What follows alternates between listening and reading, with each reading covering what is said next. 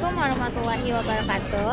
Halo semuanya, perkenalkan saya Farida Malika, mahasiswi program studi manajemen sumber daya manusia di Politeknik Ketenagakerjaan.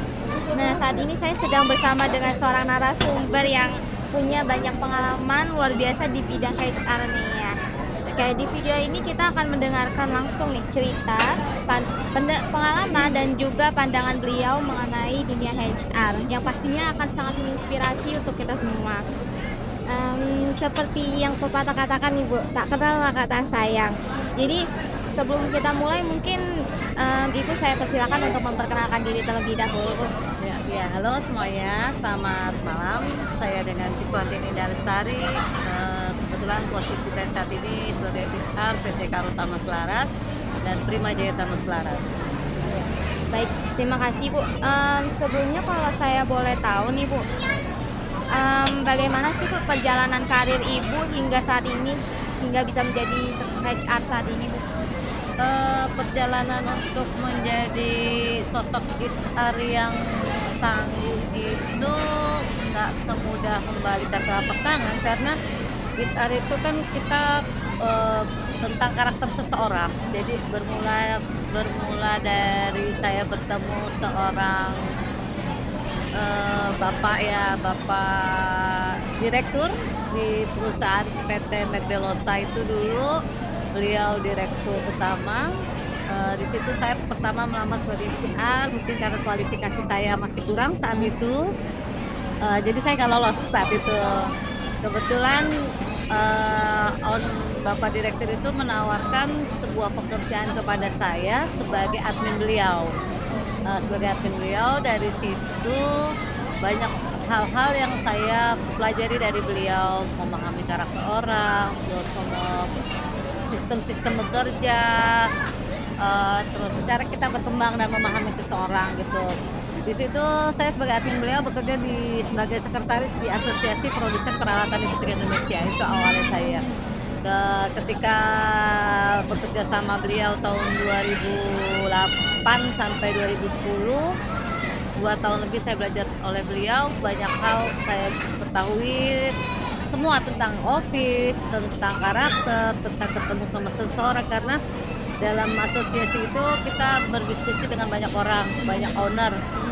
Jadi asosiasi produsen peralatan listrik, rata-rata yang kumpul di situ ya owner perusahaan listrik atau seperti HR, terus manajer marketing, kelas-kelas yang tinggi.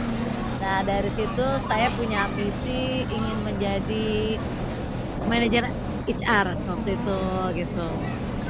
Saya coba beranikan diri, apply ke berbagai perusahaan. Akhirnya saya pertama kali mendapatkan HR itu di PT Nyonya Menir Indonesia. Pak, dapat saya lah. Iya, kalau boleh tahu Ibu sudah berapa perusahaan misalnya yang Ibu pernah kerja di perusahaan mana aja gitu? Kurang lebih 6 atau 7 ya. Berarti kan setiap Ibu bekerja pasti ada yang namanya negosiasi kan ya Bu ya. Nah, itu menurut Ibu seberapa penting sih Bu keterampilan negosiasi dalam dunia HR itu? Negosiasi penting ya, karena kalau kita cuman banyaknya ini yang negosiasi saya menerima karyawan atau karyawan saya sebagai karyawannya. Mungkin Ibu sebagai HR-nya sih. Saya menegosiasi karyawan saya.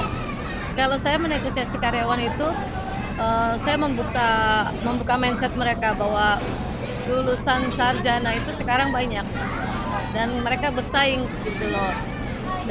Saya selalu mengarahkan sama mereka bahwa kalau kita sekolah, kita kuliah, itu kita keluar biaya.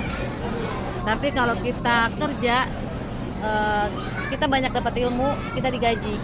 Maka bukannya saya tidak mengajarkan untuk kita pasang harga, enggak, tapi sebagai calon karyawan bijak-bijak sadar diri aja, maksudnya gitu loh. Apakah kita kualifikasi atau enggak gitu. Kalau kita merasa kita masih banyak kekurangan, ya cobalah untuk negosiasi terhadap diri sendiri gitu. Mampu nggak kita bersaing dengan kemampuan kualifikasi kita miliki dengan orang-orang di luar sana gitu. Kalau kita merasa kita nggak mampu, ya turunkan sendiri nilai rupiahnya.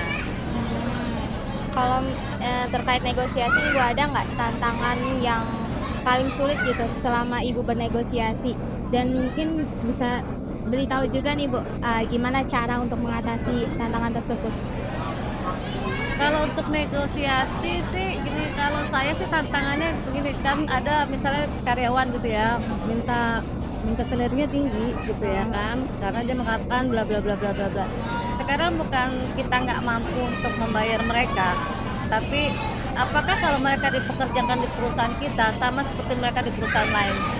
Oh iya. Karena kan masing-masing perusahaan itu juga beda alurnya, beda SOP-nya, dan mungkin produknya juga beda gitu loh. Jadi walaupun sama-sama marketing atau sama-sama HR, mungkin programnya beda gitu. Jadi kita kan harus adaptasi juga gitu loh. Jadi kalau saya lebih, kalau emang kamu kompeten dalam masa training kamu, percobaan pasti kamu bisa naik gaji.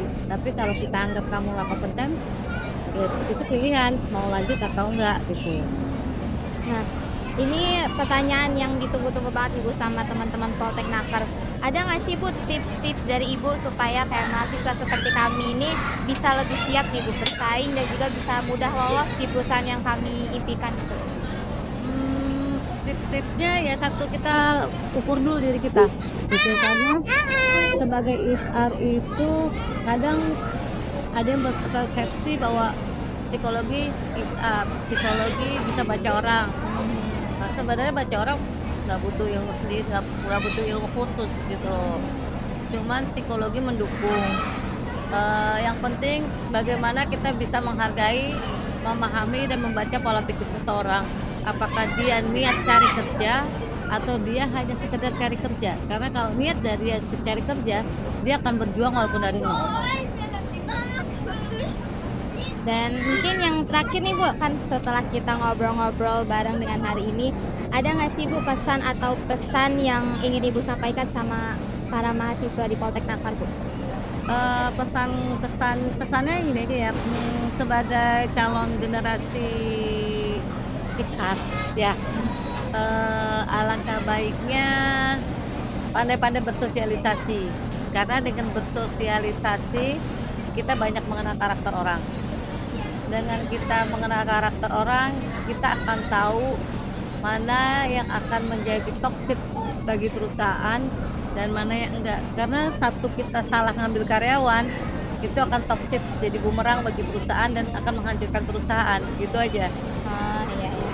Oke, terima kasih banyak ya Ibu atas waktu dan juga ilmu yang sudah dibagikan hari ini. Semoga ini bisa bermanfaat bagi teman-teman semuanya. Udah nggak kerasa nih ya Bu, ternyata udah selesai aja nih wawancaranya. Sebelum mengakhiri sesi wawancara ini, saya ada pantun nih Bu. Minum es teh di malam hari, minumnya ditemani kue pandan. Ilmu Ibu sungguh berarti, semoga bisa menjadi motivasi di masa depan. Sampai jumpa di kesempatan berikutnya. Saya Farida Malika, izin pamit undur diri. Assalamualaikum warahmatullahi wabarakatuh.